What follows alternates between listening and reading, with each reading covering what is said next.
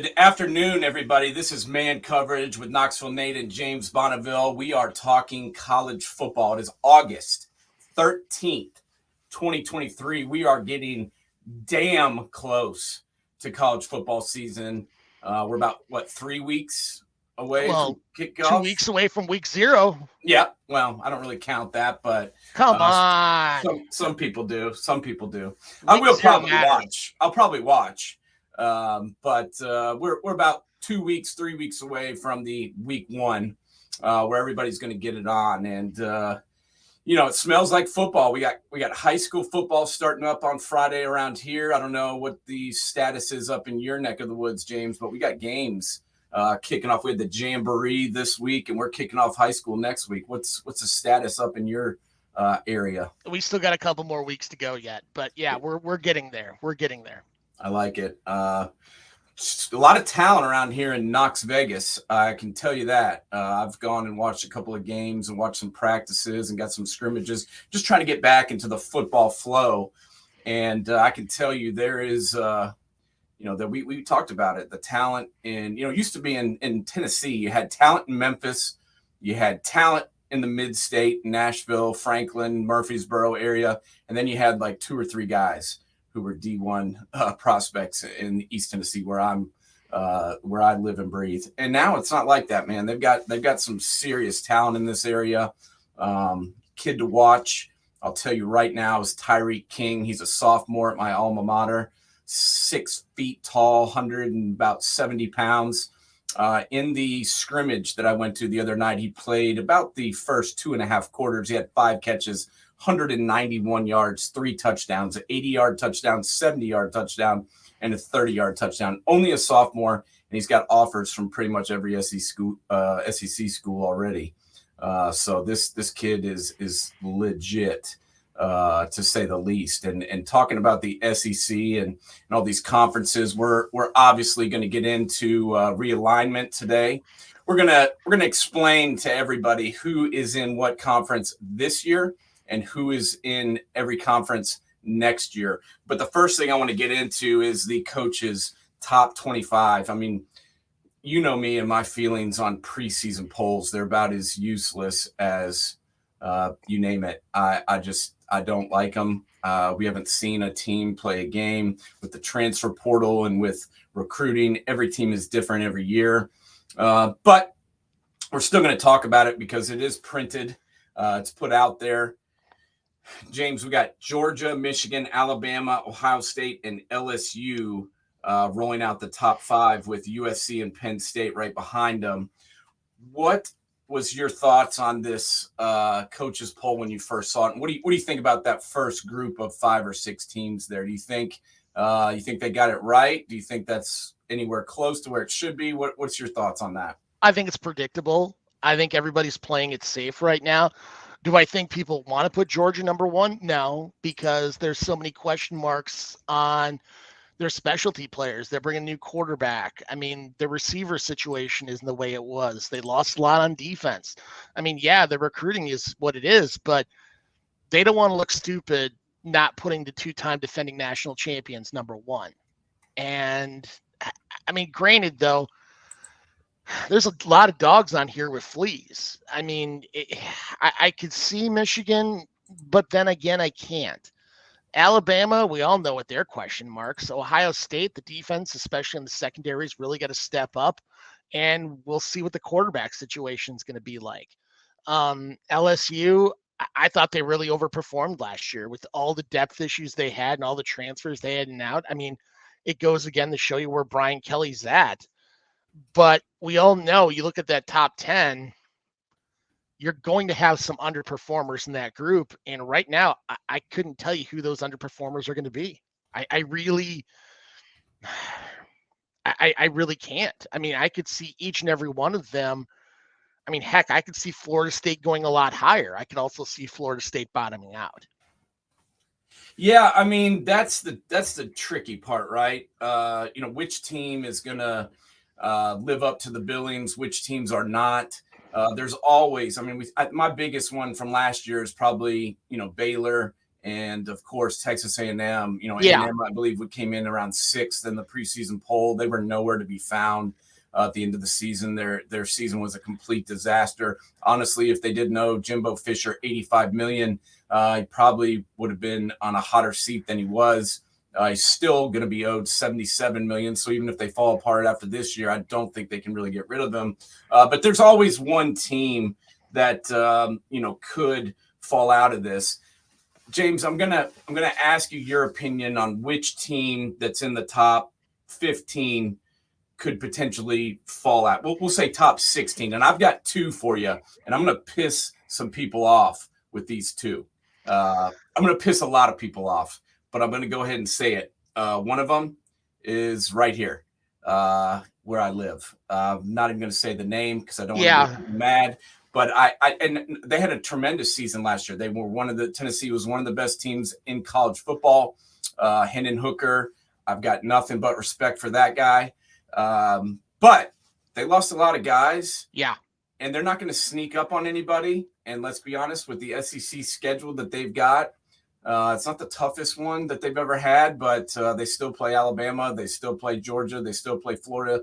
I just think it may be tough to replicate last year. That's all I'm saying. And also looking at TCU at 16. And I think it's going to be tough for them to replicate what they did last year. What's your thoughts on anybody that may be a potential pretender in there, and who you got? I mean, honestly, I would agree with you 100% on Tennessee. And I think, not only do you lose Hendon Hooker, who honestly, I think people don't recognize how good a quarterback he was in that Heupel system. I mean, he was phenomenal. And yeah, Joe Milton had one good game in the bowl game. No questions asked.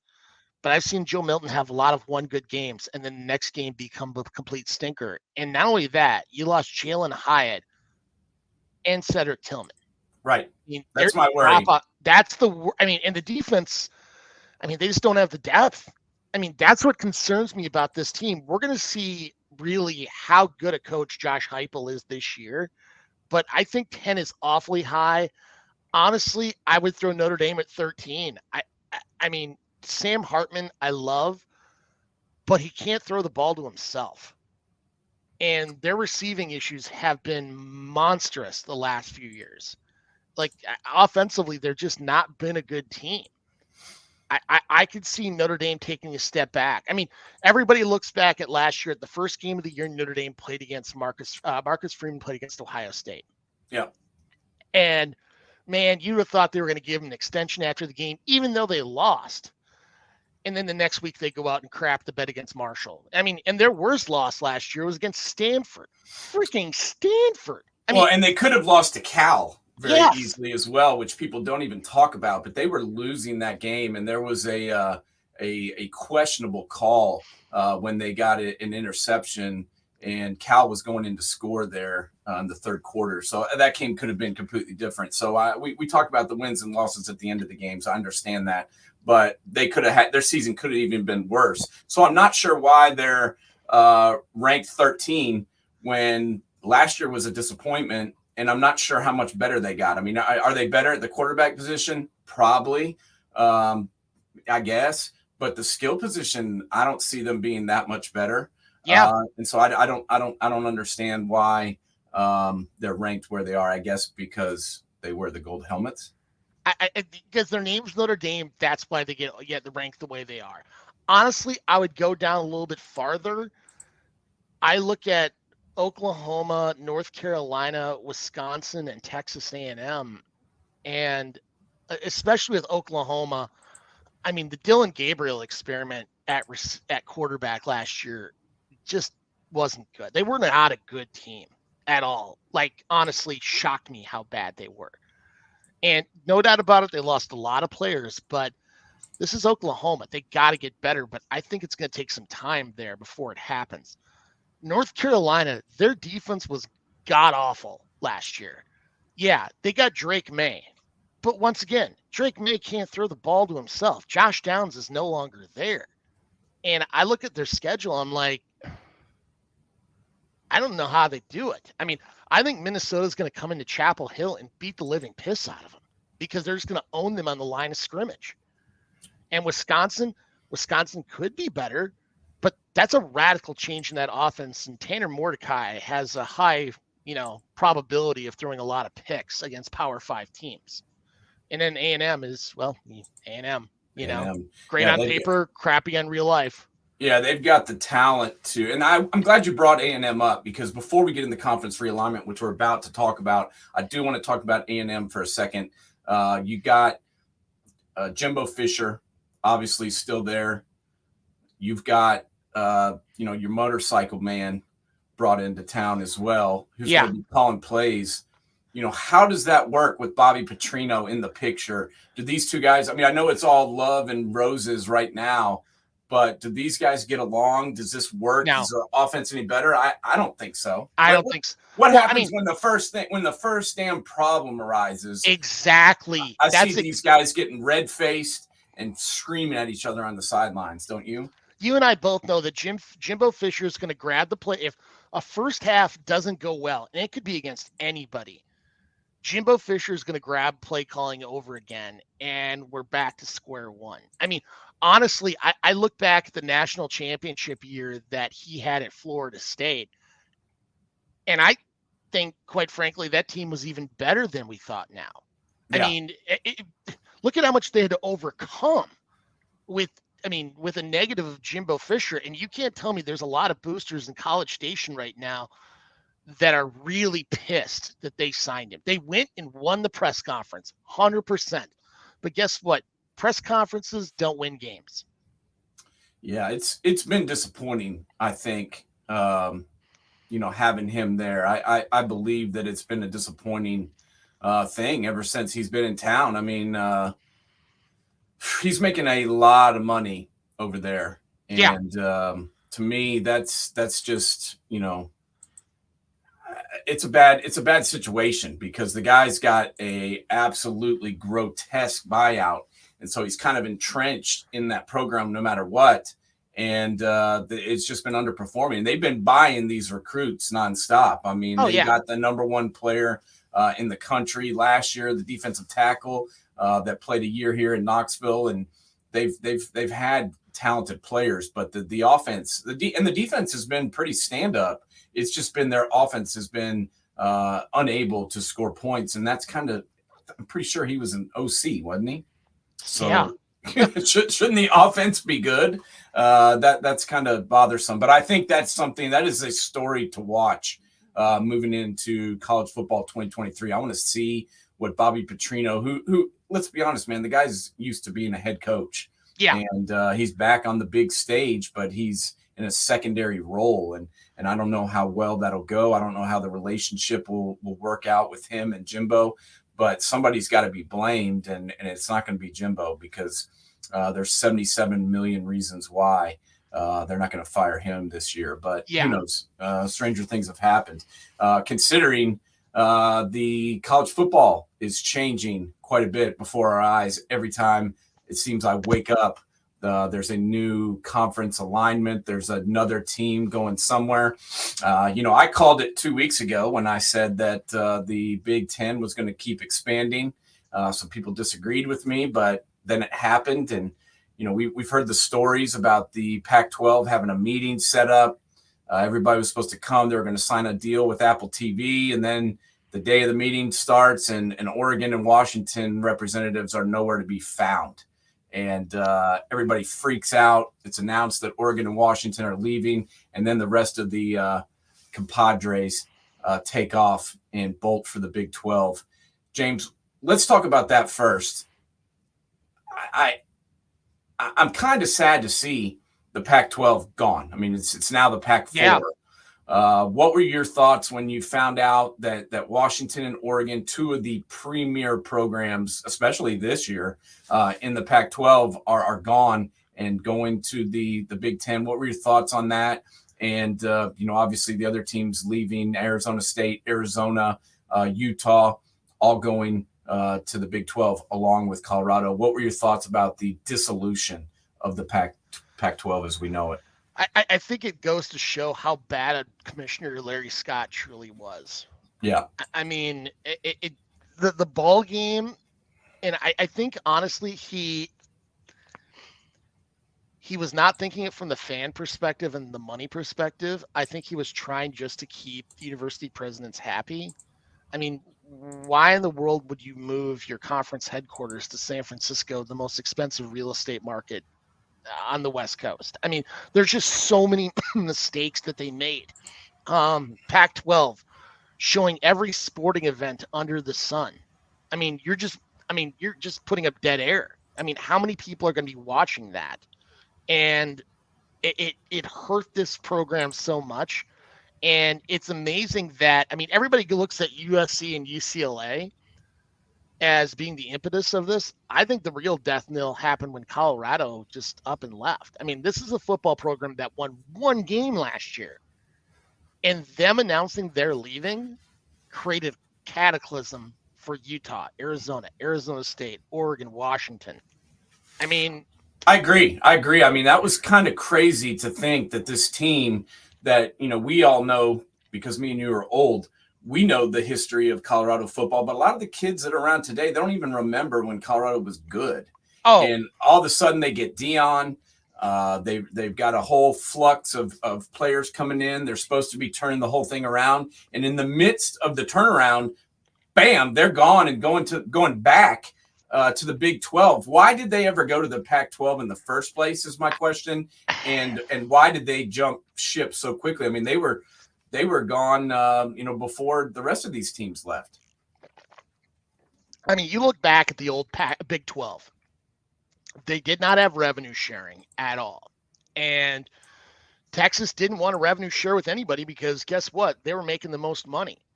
And when Texas A&M left, and I could see why. I mean, now you're going to a conference where it's a better conference and you don't have to constantly recruit against your arch rival all the time. And plus you can make more money in the process, which then turned into Nebraska going to the Big Ten for more money. Missouri leaving, wanted to go to the Big Ten. The Big Ten didn't want them. So they went to the SEC.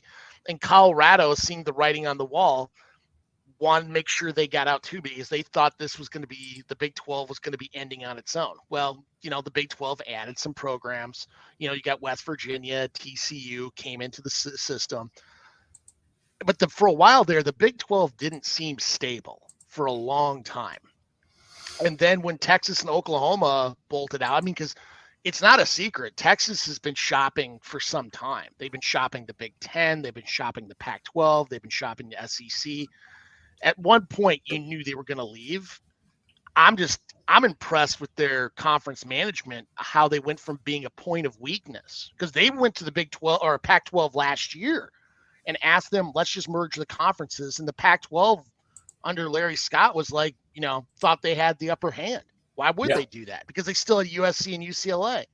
Well, look, at one moment they went from playing a strong hand to having no hand at all. And now the Big 12 looks significantly stronger and just basically picked their pocket dry. I mean, I feel bad for George Klikoff because he's going to get a lot of the blame, but the blame really lays at Larry Scott's feet. I think the university presidents waited way too long to fire him, and they're paying for it today. Oh yeah, it's cost them a conference that's been around for almost 100 years. Yeah, is now gone. I mean, the Pac-4 is a disaster, and let's talk about what's left there. We got Oregon State, we got Washington State, and then we got Stanford and Cal. Obviously, we've heard the news that Stanford and Cal were out over in the East Coast talking to the ACC. They left town without getting a deal done. What happens now with the Pac-12? Do they try and bring people in? I mean, I just don't see how I think the Pac-12's gone, in my opinion, too late. because it's too late. There's no way they can build a solid conference with what they have left, in my opinion. I mean, you agree with that? Well, what I don't understand is if they had a chance at expansion and they waited too damn long. I mean, you look at San Diego State was already an affiliate member because they do a lot of other sports with them, just not football and basketball. They would have been a logical fit, even from a TV market. SMU, logical fit from a TV market. Heck, UNLV, logical fit. I mean, there was one more I was going to throw in that, Colorado State. But they waited so long and did nothing and left really San Diego State hanging out to dry. I mean, they went from having a $17 million buyout with the Mountain West to a $34 million buyout because the Pac-12 wouldn't move. And I don't know, they waited too long thinking they were going to get this Big Ten-esque TV deal. I'm sorry, the Pac-12 without USC and UCLA as their benchmarks, it's just there's nothing there. And that's everything went sideways. Yeah, it's become a disaster. That is for sure. And the other conference that I think is actually really done well for themselves. Look at the management of all of this, how it could go on. We talk about the commissioner Larry Scott out in the Pac-12. But what about what the Big 12 has done? I mean, this conference could have fallen apart too when Texas and Oklahoma announced that they were splitting and going to Splitsville. This conference could have gone the same way as the Pac-12, but does it? No. They go out and they get a lot of really pretty attractive football teams in BYU. They go out and they get Cincinnati. They get Central Florida. I mean, not your number one college football playoff tier kind of teams, but good, solid programs, especially the last couple of years. Cincinnati did go to a college football playoff. UCF has got the Gus Bus in town. They're a pretty decent program. BYU has had some really good teams over the years and lately has been back to being respectable. I like what the Big 12 has done, they're set themselves up nicely for this year and then also next year. And let's just run through the list here. This year, 2023, Big 12 has got West Virginia, Iowa State, Kansas, Oklahoma, Kansas State, Oklahoma State. They got Baylor, Houston, Texas, TCU, Texas Tech, BYU, Cincinnati, and UCF. Pretty good freaking lineup, if you ask me. And then obviously next year, Oklahoma and Texas are gone, but they've got Colorado, Arizona State coming in. And Utah coming in. I wrote Colorado twice. But yes, Utah coming in. So I think they're set up pretty good for next year as well. What do you think about the Big 12 as a conference? I knew a little bit about Brett Yormark before he got hired. He used to work for Rock Nation prior to this and understood the TV markets as a whole. And I mean, that's the one thing you look at these conferences now, these conference commissioners, they're all hitting that Jim Delaney model. You're going to see a complete change because they understand it's about the TV dollars and how to negotiate for TV. It's not about management of that. You can hire people underneath you to manage the teams because at the end of the day, everybody's looking at the money. And I mean, you look at what Yormark brought in. Yeah, he loses Texas and Oklahoma. Rather than going on defense, he goes on offense and hits the Orlando TV market, which is just growing at exponential rates. Plus, it allows them better access into there for a Big 12 into there for a recruiting capability. I mean, yeah, there's some programs that are already recruiting in there. BYU, I mean, they've got a stretch a mile long. I mean, that's a brand name, especially within the Mormon community, and they always show out. I mean, they've got a lot of money in that program. Cincinnati, 10 years ago, would this have happened? No. But you look at how much you got a good TV market in the Cincinnati area, plus Houston. I mean, you're talking about the fourth largest TV market in the country. And now you're going into the West Coast. I mean, now you're going to see games from 11 a.m. Central Time to 10 o'clock kickoff on they'll have Big 12 After Dark games. They're going to be the conference is going to be on TV for 12 hours straight, 13 hours straight. Yeah, there's no doubt. And so is the Big Ten. I mean, I think the Big Ten, by adding Oregon and Washington, I think the Big Ten is stronger. I think it was a good move to go and get those two teams. I think that they still, in my opinion, should go add a couple of these ACC teams because I kind of see the ACC falling apart next just due to football reasons. What do you think about the Big Ten now? Do you like the addition of Oregon and Washington? Obviously, both teams are looking good for this year, but they've also got pretty good tradition and pretty good history What do you think about the Big Ten's addition of those two teams, and what do you think about the Big Ten moving forward? Well, since the CFP took place, what were the two programs from the Pac-12 that made it to the CFP? Oregon, and Washington. They took both of them. So you bring in two brand names into that. Now, does the Portland market garner that much from a TV perspective? No, but Seattle sure does. And Washington, Washington, Oregon have been really recruiting a little bit more into the Midwest over the last 10 years than I've ever seen them recruit before. And the problem you're going to have, once again, they're going to be coast to coast. But how excited is Seattle going to be, or Washington going to be, when it has that 11 a.m. or 12 a.m. kickoff Eastern time in Rutgers and Piscataway? Or vice versa, when Maryland's got to go across country for a 10 o'clock kickoff against Oregon in Oregon. You're going to see some potential fallout from that. I think the scheduling issues, I wouldn't be a bit surprised if they go back to divisions, even though they blew that up and they go to an East and a West. I agree with you on the ACC, though. If they can find any holes in that grant of rights issue, I think Clemson and Florida State are out the door tomorrow. Yeah. Florida State's already people have given me some pushback on my feelings about the ACC and my feelings about Florida State leaving. They've already announced that they're leaving. It's not a matter of if, it's a matter of when Florida State bolts. And I don't think they really care, honestly, whether they go to the SEC, whether they go to the Big 10. I don't think they really want to go to the Big 12, but I just know they want out of the ACC, and I don't really blame them because I don't really like the projection for this conference.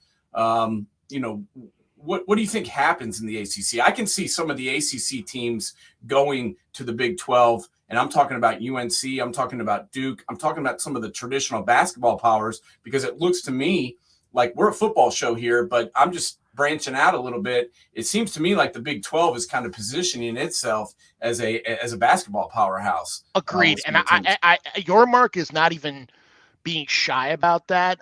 Granted, 15% of the TV revenue, basketball makes 15% of the TV revenue that football does, but maybe he's ahead of the ball game on this. You look at the Big 12, maybe they bring in Gonzaga as a affiliate member. Granted, Gonzaga doesn't have football, but could you imagine bringing Gonzaga into that conference? It's going to be like the old Big East of the 1980s, where you're going to have Big Monday again, and there's always going to be an awesome game coming out of the Big 12. Gonzaga at Kansas on a Monday night. You and I both know that would get monster ratings for college basketball. Well, Gonzaga's been looking for somewhere to go for a long time. Their conference has done nothing but hold them back for years, and Coach Few knows it, and that's why he goes out and schedules what he does. Their preseason schedule is just brutal because he's got to do that in order to create a strength of schedule that'll get them, decent, get their team, in decent shape to enter the tournament. And I think he knows that he's got to play some of these guys to get there. So I could see something like that happening, but I could also see, if things start to fall apart in the ACC country, I can see those teams bolting and going to the Big 12. And why do I think the ACC could potentially fall apart? Well, who's the ACC added? What's been going on in the ACC recently that leads you to believe that they're on firm ground? They haven't added anybody. These other conferences, there's a lot of activity going on. In the ACC, it's kind of like, well, we kind of have to stay here. But I think some of these teams are probably going to be on the move pretty soon here. Am I crazy to think that? Well, it comes down to money. Look at how much more the ACC schools are getting from the ACC network, from their TV deals, from ESPN, versus what the Big Ten and SEC are getting. Florida State is getting left behind. And if it doesn't show up now, it's going to show up later in a major, major way. The one thing I thought was completely crazy is what Florida State's talking about right now, and bringing in a venture capital firm to back end them. So if things, because let's be honest, investment banks, venture capital for hedge funds, they're looking for a payback. Are they going to sell off the volleyball team to like what, the Chicago Sun-Times? The golf team gets shipped off to the Dallas Morning News? I mean, this has gotten really crazy really fast. And I really feel bad for the Olympic sports because I think you're going to see reduction in some of the sports across the college landscape.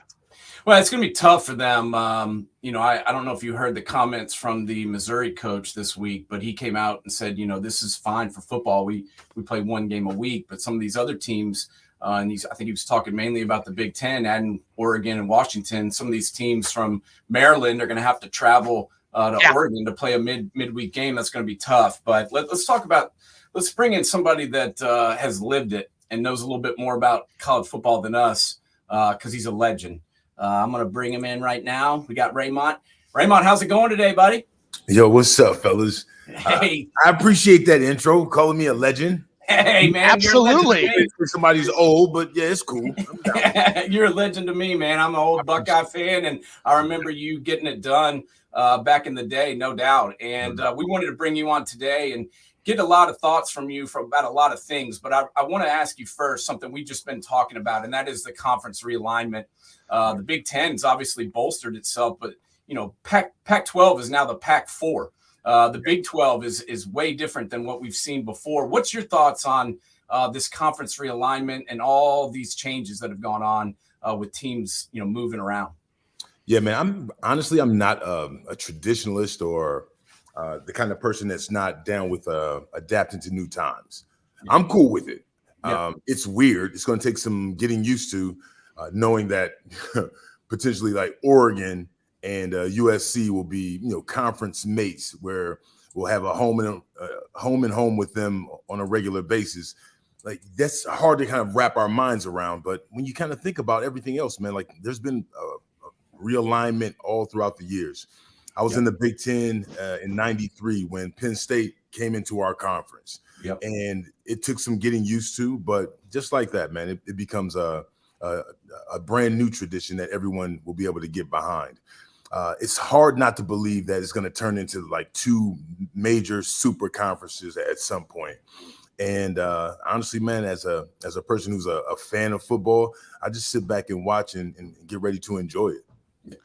But wouldn't you? I mean, because you've seen so many rivalries getting torn apart over the years, like Texas A&M and Texas. Now you got the Civil War, civil conflict, wherever the heck they call it in Washington, or the Apple Cup in Washington State. Let's say that Michigan left the conference. I mean, wouldn't that just bother you to the core, just because there's such a rivalry with them that they, you wouldn't get that chance to beat up on little brother to the north? Yeah, no doubt, man. I hear what you're saying for sure, but with that being said, I'm not trying to be a jackass right now. But are you comparing the Apple Cup to? No, obviously, yes, obviously. I know. Yeah. No offense. Yeah, that's not happening. That's never going to happen. But yeah, sure, I get it, man. Like there are some established traditions and rivalries that are falling by the wayside. But with that, there are brand new ones that are popping up as well. So it just depends on how you look at it, man. I get it. We like to look at the ones from like back in the days, but the big boys, those will never be tampered with. No, I'm with you, Raymond. I mean, I live down here in the South now, but I'm from Ohio. I'm a Big Ten guy. And, all I ever hear is when my team's hanging around at the end of the season is your conference is weak. Like the Big Ten isn't as strong as the SEC down here. I have to hear it all the time. Well, you know what? I don't think they can say that anymore. I mean, we've added UCLA, we've added USC. Oregon and Washington are two good programs as well. I think this puts the Big Ten on a level playing field with any other conference. I mean, you agree with that? Yeah, I mean, there's not that many more conferences. No. Like, damn, how many other conferences? This is pretty level. Yeah. I mean, the Big Ten is they've always been strong, and like historically they were much stronger until the SEC really started to come to prominence the 90s and early 2000s. But of course, like adding like three major powers into the conference is going to all it's going to do is like bolster it. I think when you're looking at it, if you're a true college football fan and you're trying to formulate like which ones are best, it's probably hard not to say the SEC's number one, Big Ten's number two, and I would guess ACC's a distant third at this point. Yeah, no, I would agree. Well, kind of changing topics here. Tell us about your process of like what your recruitment was to go from Lorain, Ohio to Ohio State. Like, what other schools were involved? What were you looking for? Things of that sort. Man, recruiting is so much different now than it was back then. We didn't have the 4 and 5 star process. And to be honest, man, like I am one of those late bloomers when it comes to getting recognized by college programs. I didn't get a chance to play varsity football till my junior year. I did not get a chance to get into any of the games and start until game 6 or 7 of my junior year. Wow. And then I started 4 games my junior year and 3.5 my senior year, and that was it. Wow. So I was definitely someone that was under the radar and did not experience the same level of attention that like so many other guys have. But needless to say, when those coaches watched the tape over those 7.5 games, they were like, yeah, we got to get this guy right here. I like that guy. This guy's wonderful. And that was me. So I was recruited by Georgia, Michigan, all the Big Ten schools. And I ended up, my very first trip was to Michigan. Bo Schembechler was still the head coach. And they were coming off back-to-back Rose Bowls. And he put his arm around me and told me I would be his next great Michigan running back. And I'm like, yeah, you're absolutely right. I'm down. Let's do it. And then I finally took a trip to Ohio State. I went to Columbus, and it was just different. Mm-hmm. And John Cooper was a master recruiter, master salesman. And they truly sold me on the idea of bringing my state university back to prominence versus going out of state somewhere else where it's already established. So I'm a Cleveland or Lorain dude. And yeah, that's all it took for me to sell me on staying in state and going to Ohio State. And Raymont, talk to some of our listeners and our watchers who don't know about the tradition at Ohio State. I mean, it's just, I've been there. I lived there. My grandfather has been watching Ohio State football for 95 years. And so I know about it, but some people don't, man. Tell us about, what it's like playing there. And then also as an alumni, going back and just, the tradition that the school and the program has. It's special, and I'm biased, of course, but I think it's second to none. We have major traditions where, of course, it's Script, Ohio, and we're in a huge city, and the city is so significant and does not have any, major, professional teams except for the Blue Jackets that have come in, the last, 20 years or so. So the big ticket and the number one story always has been, surrounded or built off the back of Ohio State. Yeah. So to come to a big city where the tradition and the history is there, you have these amazing coaches like Paul Brown and Woody Hayes. And of course, recently Jim Tressel, John Cooper, Urban Meyer. We've had like this tradition that is really it's rivaled by not too many across the country. And when you think about the Midwest and Ohio, like football has always been huge. It's always been king. And for the state university, like college program to like come straight through Columbus, that's made it even that much more special. I agree. Now, you've had a lot of mentors and people you've looked up to through your high school and college career, not only teammates, but coaches, and even your pro career. Because I was just sitting there kind of scanning, thinking back of, some of your pro teammates and coaches. Yeah. Who were some of those people that not only motivated you to be a better person then, but you really took a lot of in stock of what they gave you then to use today in your professional life? Well, first and foremost, man, there are 2 coaches that truly stand out, and you will not have heard of either one of them. The first guy had he was responsible for having one of the most trajectory changing conversations in my life. His name was Harvey Herman. He was my geometry teacher and also the offensive line coach on the varsity football team.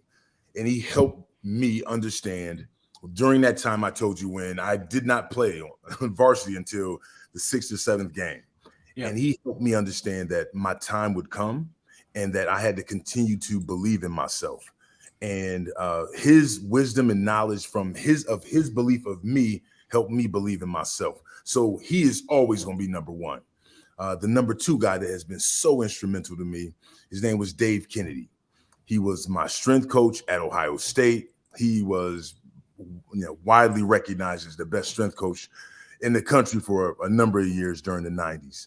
But there was another time when I felt like I was going through a bunch of adversity and I wanted to quit / transfer to another school.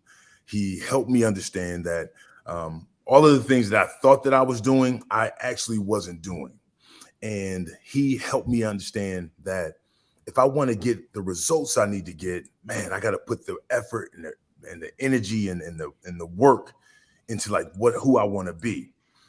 That life lesson right there allowed me to stay there at Ohio State and go from being a person who was relegated to the sidelines to ultimately being the MVP on the team. So those two guys right there, when we're thinking about the people that have been most influential for me, I'm always pointing at those two guys right there.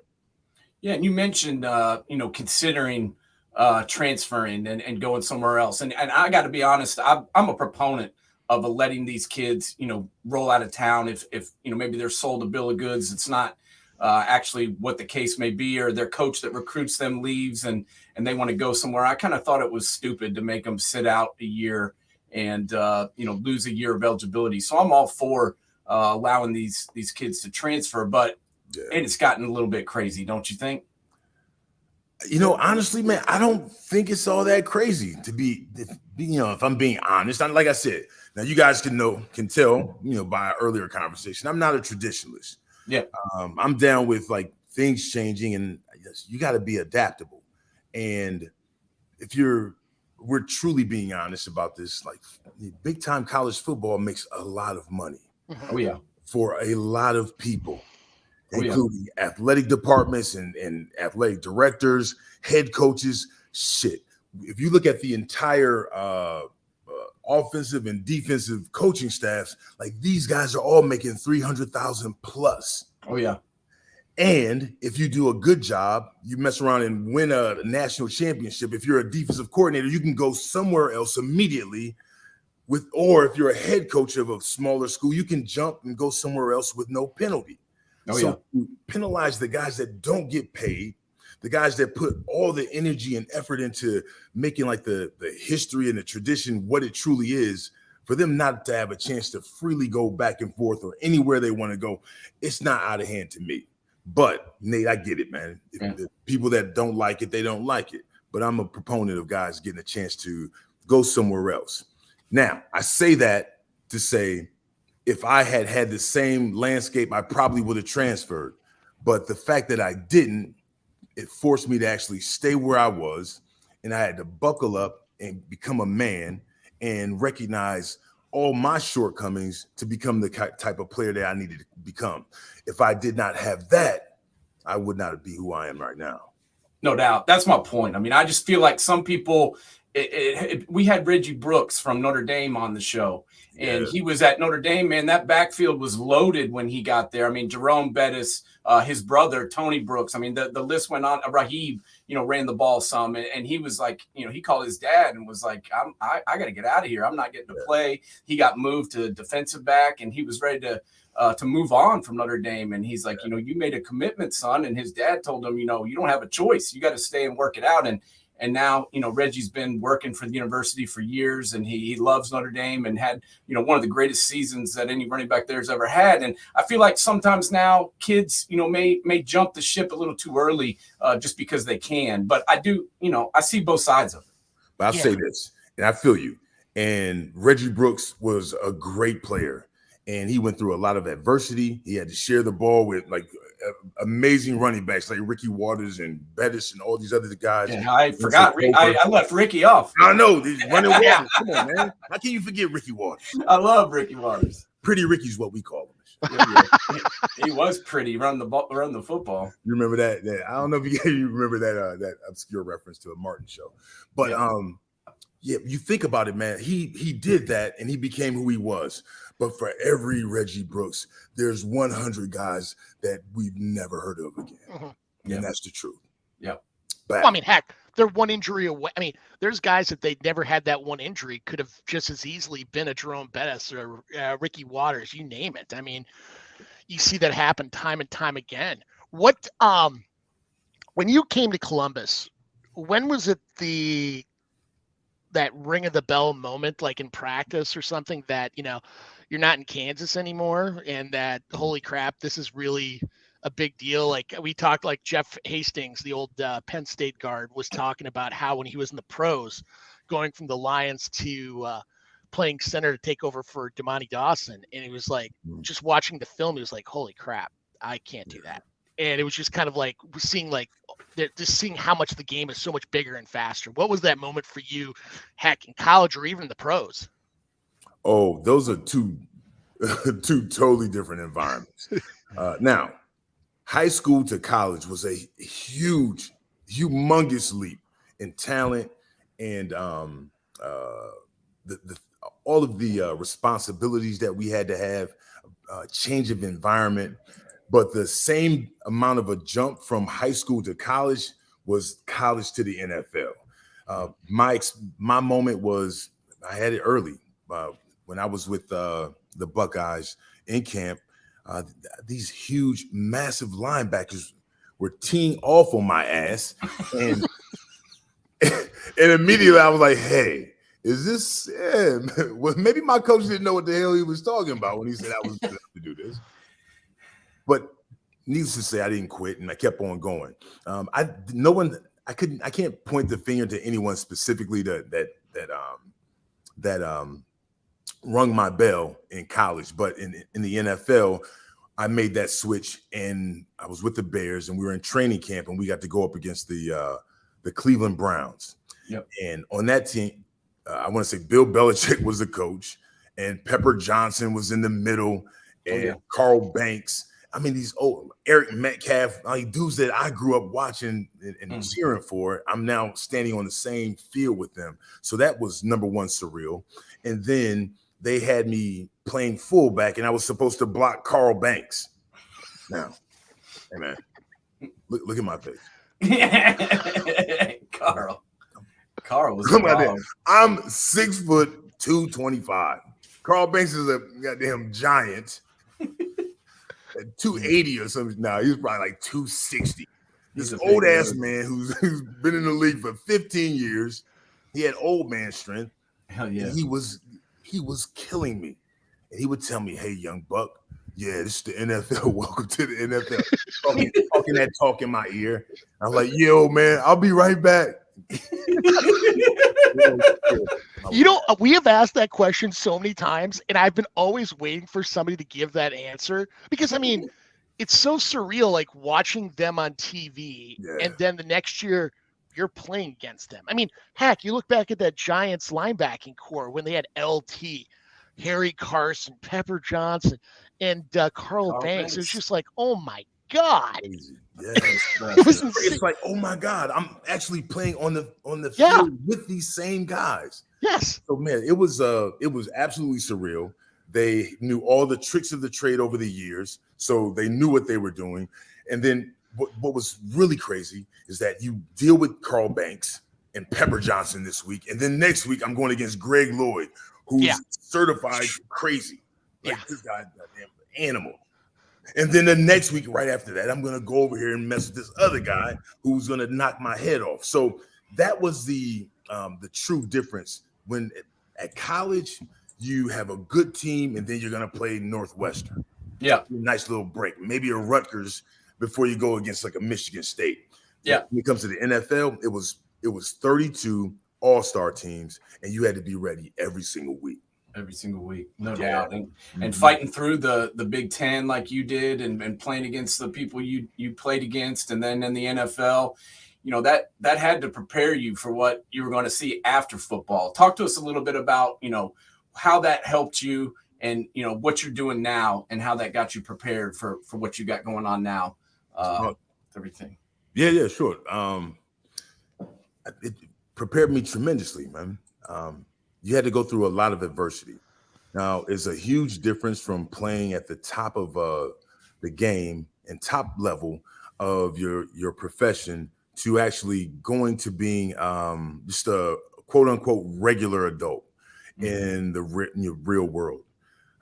What I truly had to understand was there are some true transferables that I've learned over the years that would allow me to be successful, not just in high school, making the transition to college, but from college to the NFL, but also from the NFL onto like regular life. So the fact that I was a great teammate, the fact that I knew leadership and was a captain and could work within a team to help motivate people, but then also take direction, to know that if one way didn't work out, I needed to be able to be adaptable. I need to try some other different things. Also learning how to be resilient. I'm going to lose, I'm going to fail, I'm going to make mistakes. But if I don't come back from them, then those mistakes will define who I am. So all of these things that I learned throughout the game, I took with me after the game. And that's why I worked at Ohio State for the last 15 years, being a major gift fundraiser and director of development. And that was an amazing job. Man, the majority of my job would be going to football games and sitting in suites, or sitting courtside at a basketball game, going to play golf at a country club. That sounds terrible. I know. Jeez. I know. Tell me about it. Shit was awful. It was so wonderful that I did it for 15 years. Yeah. And then I recognized, there was more to my life and my purpose and what I want to do. So the person, even though all of those occupations changed over the years, the one thing that stayed consistent was me, how I would show up, this being a shoulder to lean on, a big brother, a leader, a captain, and a mentor. So with that, I started my own business. I call it Elite Mindset and Performance, EMP. And I help people recognize the tools that they have, that they can do anything in the world that they want to do, and recognize that they can be the best version of themselves. So I travel around coaching, consulting, doing public speaking. You can tell by the golden tones of my voice how effective I am out here, guys. I'm ready to get back on the field. I know. I see you. Like, yeah, this guy's getting me ready. But yeah, man. So I'm doing all of that and traveling around the country, working with athletic organizations, departments, teams, individual athletes, Fortune 500 companies, mom and pop shops, entire educational departments. And this is what I do. And I get to do it every single day. So I appreciate this platform for allowing me to have a chance to talk about it, because right now I'm living it. Yeah. It's funny listening to talking about your experiences from the past, just going back to your experiences at Ohio State with doing large endowments and that stuff. Yeah. You could see so many of your skills. Because a lot of people just see the 3 hours on the field. What they don't understand is all the locker room time, all the practice time, all the togetherness time to create a team, and creating that relationship with them, that they're not just number 76, they're such and such a player, knowing who they are, who their family is. And I'm guessing that really kind of transferred onto your, work within the university too as well, because those aren't one pick up the phone call and, oh, here's $100,000 check. Those take a long period of time. And even within the business community, trying to get those bigger dollar sales, you're creating that relationship aspect. I could see a lot of those transferable skills that you got from football really transferring onto what you did in your professional life today. Hey, man, thank you so much. I appreciate that. And you're absolutely right. And that's what I think current athletes sometimes don't necessarily understand, is the things that they're doing within that team, and the hard work, of course, and the type of attitude and approach, and then working with the team, but then also understanding that after playing the game, they then have to work with the media. They also go out and do work in the community and work with people. And then there's also an element of sales that happens as well.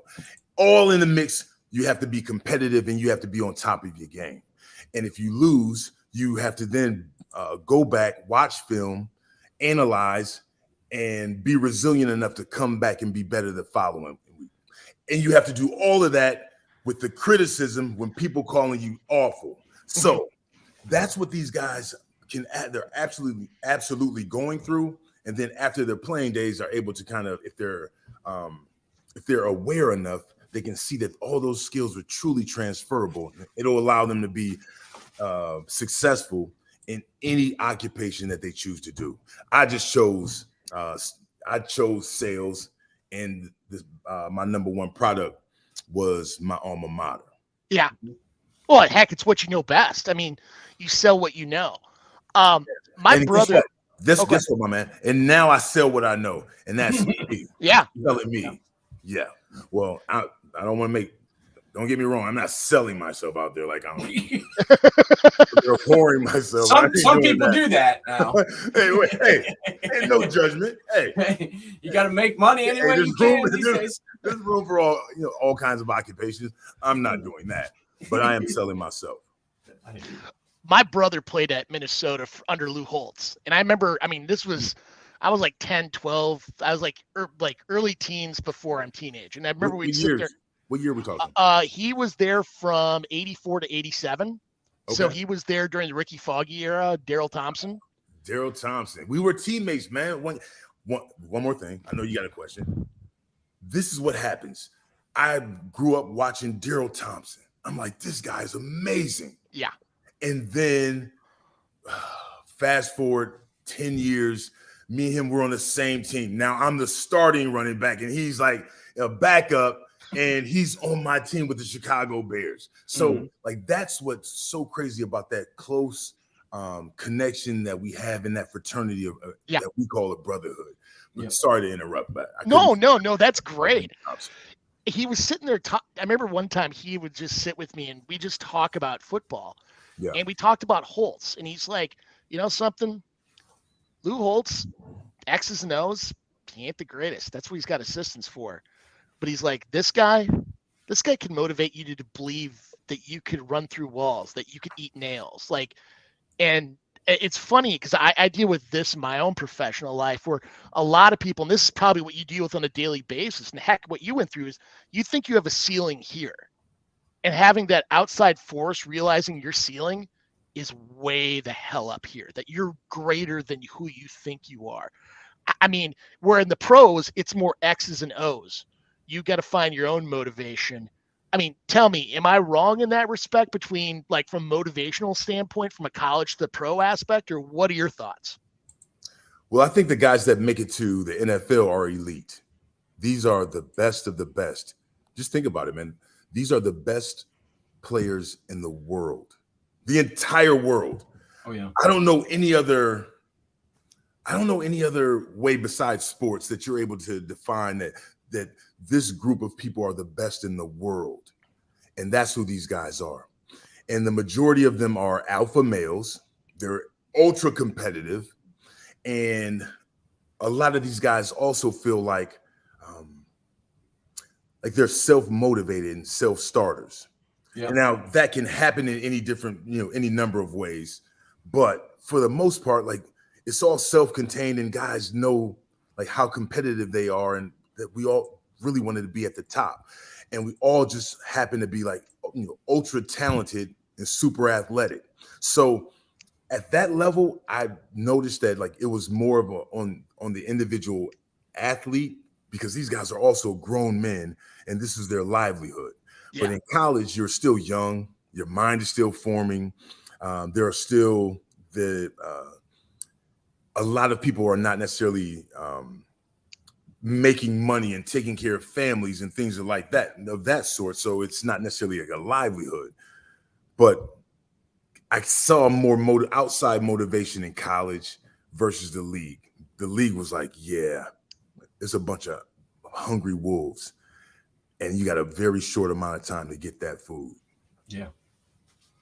No, there's no doubt. And, we've seen the last couple of years with the running back position, some of the people say the position's devalued. And I said, well, you're not watching football then, because if you look at the teams I just look at the Super Bowl last year, Pacheco comes out and, he helped that team get there and win that game. And then you look at the Eagles, they had 4 running backs. If you include Jalen Hurts, that helped them, propel them to the Super Bowl. Talk to us, a little bit about the position from where it was to where it is now and where you think it's going. I think the position is still the same. I think the running backs nowadays have to be more of a complete back. I think guys need to be able to ball out the backfield. They need to be able to run routes. Honestly, I thank guys like Marshall Faulk for like revolutionizing the position, and furthered by someone like Le'Veon Bell. These guys nowadays, they need to be more complete. And I think I understand the idea and the premise that the position is devalued. But I think what kind of lends itself to, I guess, supporting that is you can get a Pacheco in the 7th round. Yeah. So the value of him, I mean, one way you can look at it as being undervalued, another way you can look at it as being overvalued. So it's not like the position itself isn't important. I think it means more of, hey, instead of getting, reaching to get a Saquon Barkley in the 1st round or Zeke in the 1st round, we could actually wait around to the 4th, 5th, or 7th round and still get someone who could not only carry the team, but also be a major contributor, like on special teams and in the passing game as well. Yeah, I couldn't agree more. But Raymont, man, we appreciate your time so much, man. I always, like I said, was a huge fan, and getting the chance to talk to you today was just awesome. And I love what you're doing. I hope you keep going and keep helping people out, because we love what you're doing, and appreciate you spending some time to talk to us today. Hey, man, thank you so much. I appreciate the time. It was a great conversation. I appreciate the kind words. If you want to help me out, please go on to Instagram and follow me, Raymont_Harris. I'm trying to build up my Instagram following. I've learned I'm not an old dog that can't learn new tricks. I've told you guys got to be adaptable nowadays. Yes, so sir. I'm learning this new age marketing, and I would be happy if both of you guys and go on, follow the kid, and then also help you tell your listeners to go do it as well. Absolutely. We will do it, man. Your family and your kids too. We will do it. We'll do it, and we'll check in with you again real soon. Okay. No doubt. Be good, man. All right. Go Bucks. Go Bucks. All right, man. That was Raymont Harris, former Buckeyes and Bears running back, now still doing good things and helping people out. A lot of good stories and just a really smart, good guy, man. I enjoyed getting to talk to him today. What'd you take away from that, James? I was just impressed. Just his pure presence. I can see why he was a captain. And not only that, how he used those transferable skills to raise. I mean, it's not like Ohio State doesn't raise money. They raise a ton of money. And I could completely see how he can connect his love for Ohio State to those people and how they can help out. And now taking those skills and really helping other people out. I mean, seriously, people, go on to RaymontHarris.com or check him out on Instagram. I think this is for those businesses, those schools. I think he'd be a great person to come in and really motivate people because, he did the hard work. He overcame to, heck, let's look back at that Holiday Bowl. What was it? 235 and 39 carries. He was getting it done on that afternoon. This is a guy who, there's no doubt about it. He was a bruiser. He said he wasn't the biggest guy, but he was strong and he had that low center of gravity. And as we can see right here on the film, he could hit the hole and get it done. And this dude, I didn't even know that he only played, what do you say? He only started 7 games in high school. I mean, that to me is just crazy to think about. A guy who went on to, start for the Chicago Bears for a number of years in the NFL could only start 7 games in his high school. Some of these kids are like that. They're late bloomers. And that's why, I worry about the transfer portal and how there's so many, kind of a de-emphasis on some of the high school recruiting because people want to get people that are there now, and they don't want to do the hard work it takes to develop some of these guys, which is, what they've done in the past. Well, not only that, just listen to them talk about the stories of overcoming adversity. I mean, it's like we go back to our Reggie Brooks comment. Yeah. Think about, you're going to hit adversity sometime in your life, with your family, friends, profession, whatever it may be. And what are you going to do? I mean, it's really easy to say, I'm going to suck it up and do it right then. Something, it's harder than people think. And hearing him talk about that, I'm interested in hearing him talk more, going to one of his speeches, because it's just that motivating. Great player, better person. No doubt. That's the key to take away from all that. I'm kind of fired up to get through the rest of my Sunday after talking to him. It's like the games can't get here quick enough. It's like I can't wait for Navy Notre Dame. Yeah. I mean, Grant, you know how much I love watching Notre Dame. It's like watching paint dry, but it can't get here freaking quick enough now. No, we got college football coming up, and that's what I love about college football is, the game is great. I love watching the game. I love watching the strategy with the offense and the defense and the special teams. And it's a game to me where coaching is so important because it's such a, it's like chess. It's not checkers, man. Yes. And that's why I love it, but also the people that you meet, and these guys that are athletes, but they're also so much more. And that's what I think about, especially after talking to Raymont today. I've talked to him a few times in the past, but I've never actually sat down and got to talk to him for a full 30 minutes like that. And that was pretty cool. And I'm pretty fired up about it. Like Stanley Jackson brought this up, and even Crawford Jordan, everybody just thinks of them as football players, almost like as if they're robots. But when they're 19 to 23, they're going through the exact same emotions that kid lives in XX Hall that's a poli-sci major that's going through. Yeah. The only difference is they play football too, but they're going through the exact same emotions. And I think people forget about that stuff. So, And shout out to our boy Stanley Jackson, who's now coaching in Westerville. So head coach right now, taking over for the Warriors. And I wish him the best of luck, because I always love Stanley. As both a player and as a guy, man, he's a really good dude, and I hope they have a really good season up there with him at the helm. Absolutely, he'd be great. I mean, I remember that our interview with him. You could tell he's going to take so much of what he learned from his own high school career and really transfer that to what he's going to do in the culture at Westerville. Yeah, and I'm back. I'm glad that he's back in the game. I mean, he was working for the Big Ten Network for a while. Covering games and doing the post game and the pregame shows and the halftime shows and all that. And now he's back on the field. Putting his skills to work and coaching a team. I think that's where he belongs. Hey, transferring that knowledge onto the next generation, that's what he's learned. That's what it's all about. All right. Well, we got college football coming up real soon. So I'm glad we get to talk to Raymont today. And obviously we're going to do some previews for the season coming up. So I appreciate everybody who tuned in today, or anybody who's going to be listening to the download later on. Come back, check us out, Man Coverage at MAN_coverage on Twitter. Or go to YouTube and look us up, Man Coverage on there, as we got all the interviews and all the shows posted up there for everybody to check out in case you missed one.